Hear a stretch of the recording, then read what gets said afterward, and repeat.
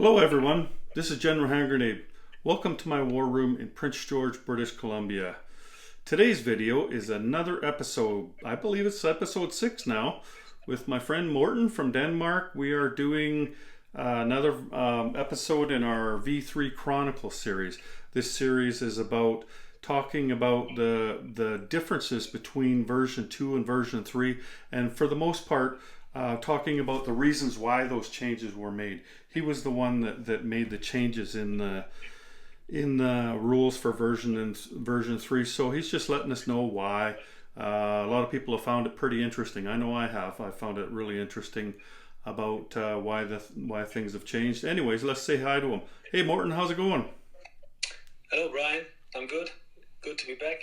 Well, it's good to see you again. I see you're drinking a beer there. That hardly seems fair. It's early in the day here. Well, it's always 9 o'clock somewhere, right? Well, of course. Or noon. Here we say noon.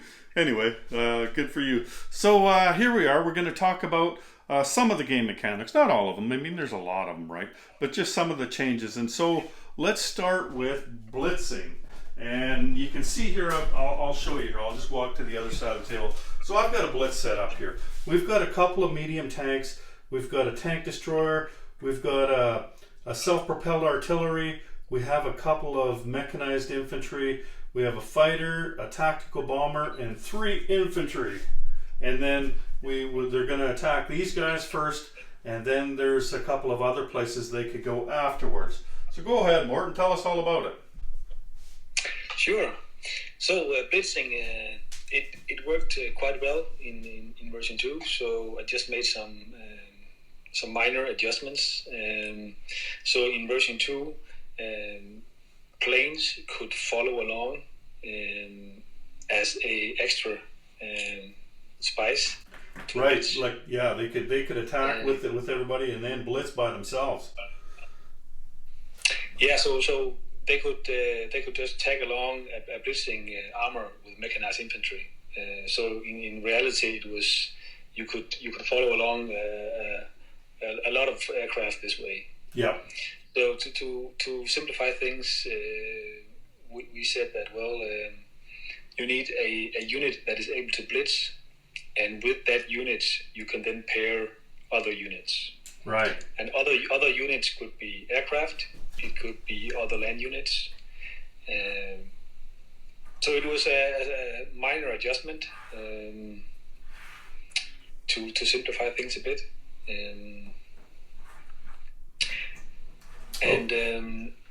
That brings up the question of which unit can pair with the blitzing armor.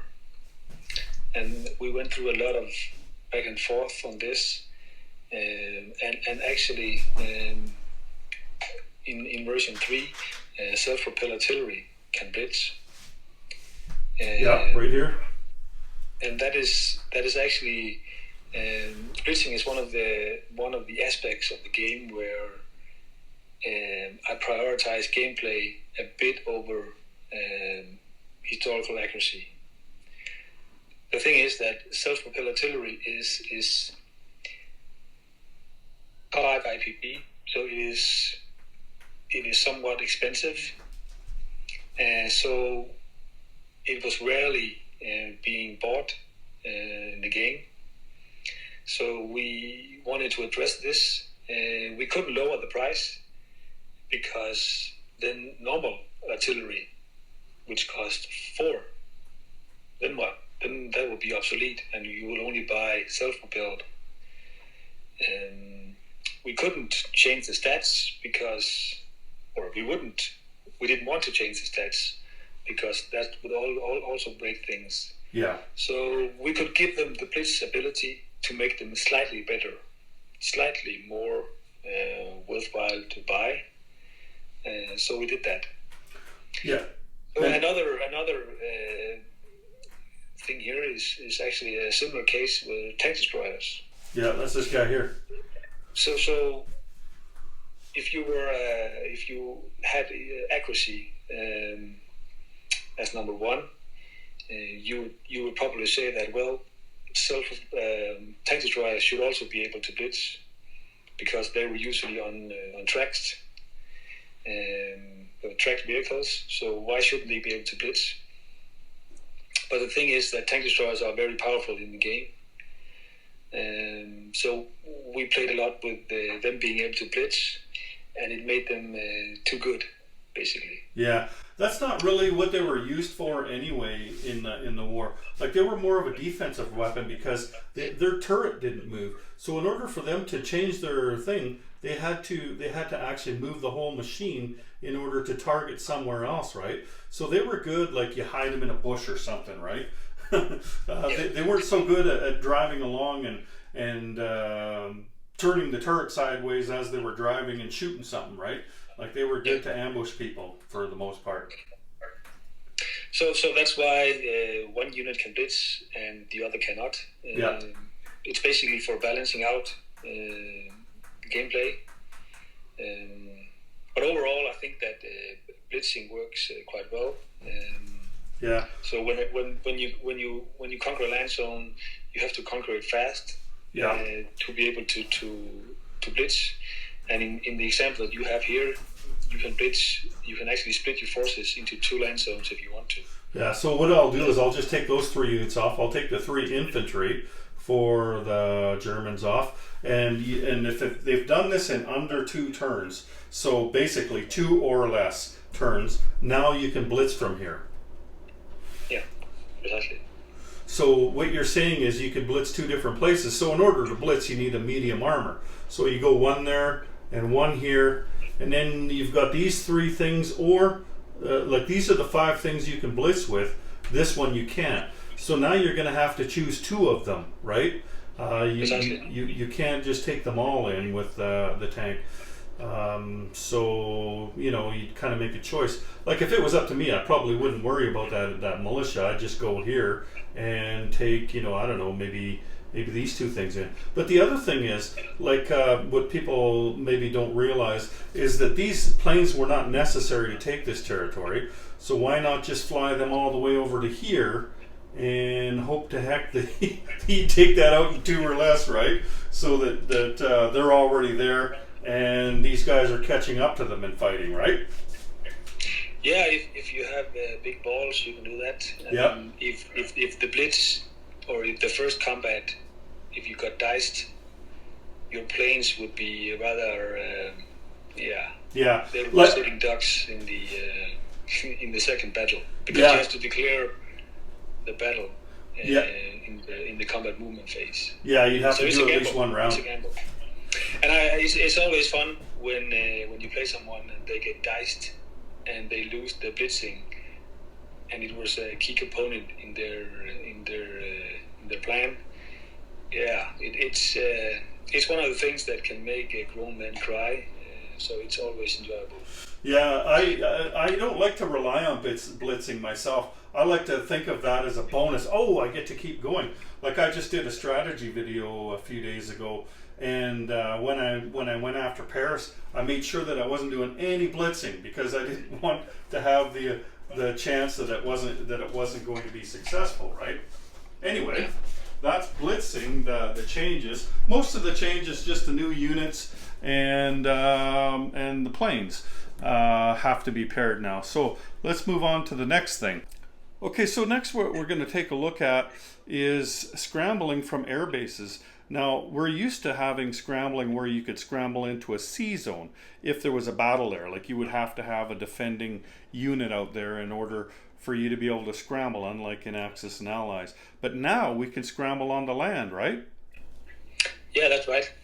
Yeah, so we wanted to solve several things here. So one were that air bases were not being built as much as we liked, and so we wanted to motivate players to build more air bases. Yeah, I don't think I ever built an air base.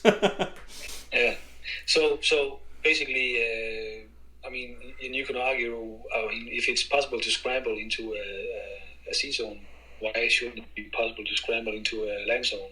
Right. So we wanted to make things as simple as possible. So you can scramble into an adjacent zone, no matter if it's land or sea. Yeah, so like we'll move these guys in here.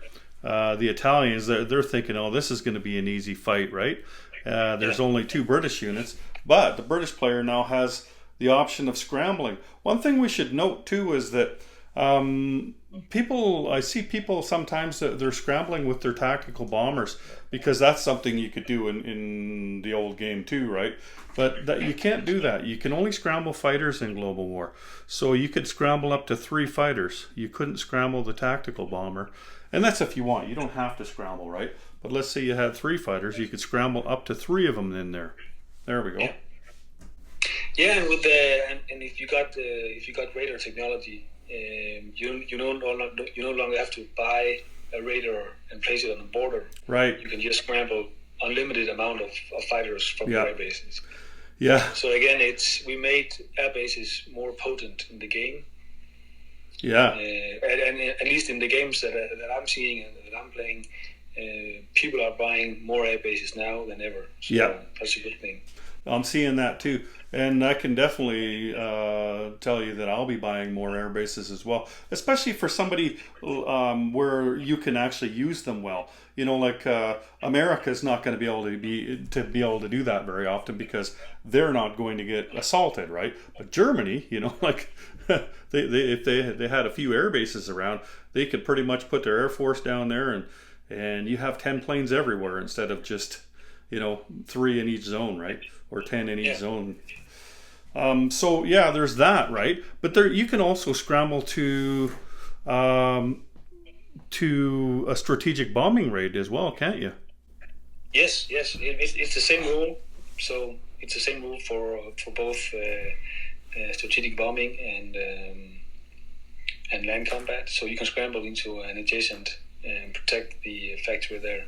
Yeah. Cool.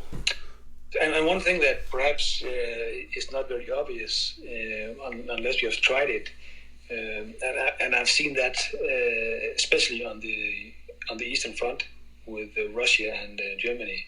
So if you have 2 very large armies that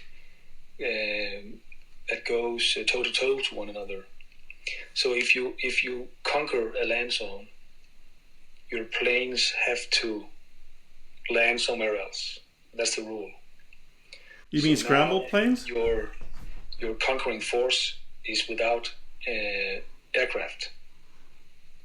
Right. That means that they're very vulnerable to a counterattack where he brings in his aircraft, because you don't have any aircraft to fight his. Oh, I see what you're talking about. Yeah. He has a lot of 7s in that battle, and you have none. And that's kind of crappy, because it's always an advantage if you counterattack. And if you have tried this on the Eastern Front, I mean it really kills your mojo fast. And it's a game mechanic that doesn't work. But if you look at it from the new rule perspective, you could just have an airbase in the land zone next door, and then you can scramble to all your heart desires and protect your conquering force. Oh, I see what you mean. There's actually it brings a lot of good things to the game, that you'll be able to scramble next door. Yeah, it definitely brings more options to the game where, like if you're thinking about it, you build that airbase ahead of time, knowing that you want to do an assault there, and you're landing your planes and you're scrambling them the next turn when the guy tries to counterattack. I will see what you mean. Yeah. I thought you were talking about the optional rule there where you could land at a captured airbase. Now I see what you mean. Yeah. So, I mean, and I think, it's one of the many not very obvious improvements to the game, and unless you have tried or suffered from it in the earlier days, I don't think you actually notice it and perhaps even appreciate it, because it feels natural this way. Of course, you should be able to scramble Yeah. I mean, it's obvious. But it's a legacy of some of the other games that have come before this one. So it's yeah. So Yeah. but now it's fixed and better. So Can I ask a question though? Let's say there was American fighters here instead of British fighters. They were just sitting at their friend's airbase here. Could the American fighters scramble into where the British is here, or would the Americans have to have units in there for that to happen? yeah, they can scramble. Oh, they can, eh? So your allies can scramble as well, as long as you're aligned to somebody. Yes. Yeah. Okay. Cool. Anything more about that? No, I think. When these guys are scrambling over here, they're just scrambling to do the intercept roll. They're not scrambling to roll at 6, right? They're scrambling to roll at 2. Yeah. So it's Okay. an interception combat. So Yeah, the that's fighters, what I thought. They roll at 3 for one turn. And carpet bombing. What if they were to scramble into a carpet bomb situation? Well, carpet bombing is just a regular combat. Yeah. Carpet bombing just lasts one round, so it's a regular combat. But a fighter could scramble into that though, Yes. and roll at 6 then, right? Yes, because it's a regular land combat. Okay. And So, would I mean, the guy still if get to you drop had a his fighter bombs? next door and your opponent carpet bombed, he would be not very good player. Right. Right. So he would still get to drop his bombs, but then you probably shoot him out of the sky. Yeah. Yeah. Okay. Let's just keep going here. Let's. Are you done with scrambling there? Yeah. Let's move on. Okay. So another one of the changes is the factory upgrade. Is the pricing is different in this? So why don't you tell us about that? Yeah. Again, it's one of these very subtle changes that, I mean, if we were not talking about it now, it will go unnoticed into oblivion. So basically, in the earlier game, in version 2, a factory would cost 5.5 for a minor and 5.5 for a major. So a minor would cost 10 and a major would cost 20. And you can upgrade a minor for 10. Yes. For So 5.5, yeah. It is easy to remember, and it works. So we introduced a medium factory, but you can say that the price of that would be 15. So no harm done there. But the problem is that people will always buy a minor factory first. Yep. Because then they can produce a unit, and then they will upgrade. So they will never buy a major or a medium, because they will always buy the minor and then upgrade. But so now we changed the pricing a bit so that you save a few IPPs if you go for the big one to begin with. Yeah. So we want to introduce dilemmas into the game where applicable. And this is a dilemma for the player. So do I save a few IPPs, or do I upgrade and then be able to use the factory in between the upgrades? So it's a dilemma for the players. So now they have to think ahead. I want a major factory here. Okay, well then it makes more sense to go for the major to begin with, or at least it's cheaper. Yes. So again, we adjusted this and similar for the other. So it's a generic pattern that I want to. People should choose instead of always going for because there's no in the old days there were no reason to do it. So. Yeah, I know for myself, I've done both. and I've done them for different situations, right? I thought, well, I don't really need an extra unit this turn, so I'll just buy the big factory, because really what I'm putting it on for is to get that extra dice roll for technology, right? That's one of the big reasons why people are going to upgrade anyway. So if I don't need any units put on there, then I'll just go right for the big one. But if I'm getting some pressure and I need a factory because I need some units there, then I might just decide to put the miner on and start upgrading, just so I can have some units in place. And I know I understand that I'm going to have to pay more, but I've accepted that. I've made the choice, right? So I like that you've given people choices like that. I think it makes for a more interesting game in the long run. If nothing else, it makes you think harder, right? Excuse me, I lost you there. I said, if nothing else, it makes you think harder. You can't. It's not just an automatic thing, right? Precisely. And with the new tech system, upgrading factories is much more in play here. So yeah. I think that's about it for that. I mean, that's a pretty simple one, but at the same time consequential. Let's move on to probably what is the biggest change as far as mechanics go, and that would be screening forces.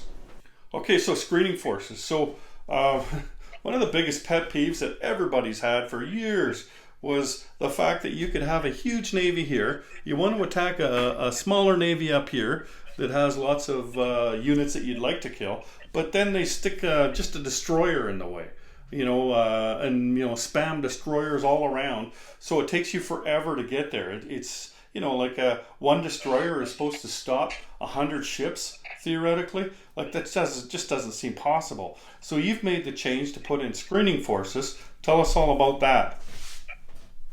Yeah, well, again, it's like you said, it's one of the biggest clusterfucks of naval combat that we inherited from some of the other games that have come before this one, and it was a crappy system, and like you said, it ruins everything that a single destroyer can block 50 ships.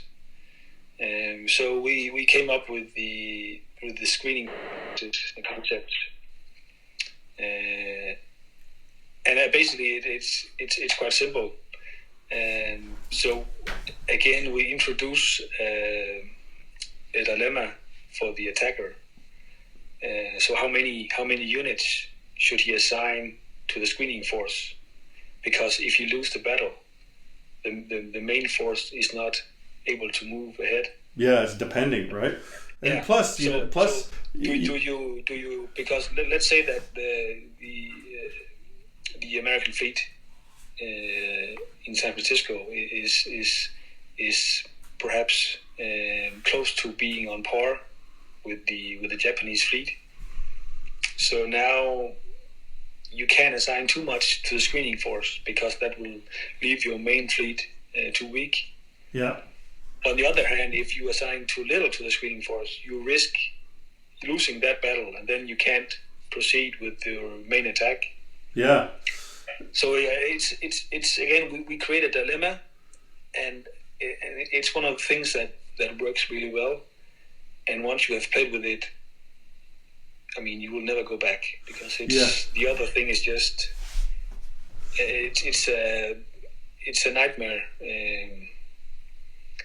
And I've played games where the whole Pacific has been one large destroyer distribution. Oh, I know. You play against a really good player, and man, that's all it is. Like it's they're like little mines everywhere. It takes you literally 5 turns to get across the Pacific, because there's a destroyer in every single zone. So, like blitzing, you have to do it in under 3 rounds. There's no limit to this, is there? Like, you could fight this out for 10 rounds if you wanted, couldn't you? Yeah, there's no limit. Okay, so then let's say that happens. These guys fight that, and then you move your whole fleet all the way up and attack the Americans. And good for you. But one thing I noticed, and I think it's worth pointing out, is that like you could do the screening force for amphibious assaults, right? Where you take the ships that were, like, you take the San Francisco ships, and then your amphibious force goes in and attacks San Francisco. But if you've done a screening force already, you can't do a second screening force and then bring your transports in and take San Francisco, can you? No, you have to choose. Yeah, so yeah, like that does help you a little bit, but it doesn't help you all the way to protecting San Francisco like the Japanese can get it next turn. But you know, it does help you. Like, you could take these guys out and then take the guys against Hawaii, and then take the rest of your force in and take out the ships in the sea zone outside of San Francisco. Let's move these guys up now. When we did when we created the rules, we actually looked at, so where on the map could this be a problem? Because one thing is getting rid of all these destroyers that everyone hates. Yeah. But we don't want to limit the defenders or leaving them totally defenseless. So, for example, it's especially in the Mediterranean theater. So we didn't want the Italians to be. I mean, Rome is a coastal city, so the Allies, the Americans, should not be able to go two zones with screening forces and then do amphibious assault. And also Tokyo. So basically, we did a lot of tests and say, well, when the Americans go to war, how soon can they be in Tokyo? And if we didn't want them to be in Tokyo the next turn, basically. So there's a lot of testing and balancing that needs to be ironed out, because the screening forces was a very big change. Yeah. I think that's all I've set up here is just these game mechanics. We didn't want this video to go forever, so is there anything else you want to mention before we sign off? No, I think that's it. Okay, well, thanks everyone for joining us for this episode of V-3 Chronicles. We'll try to come at you again when we can think of some more things to put on. We're getting near the end of how many things we can talk about, but that doesn't mean we can't do videos together. I could probably twist his arm behind his back and get him to talk about something else. We'll see. Anyway, so take care, everyone. General Hand Grenade and Morton out.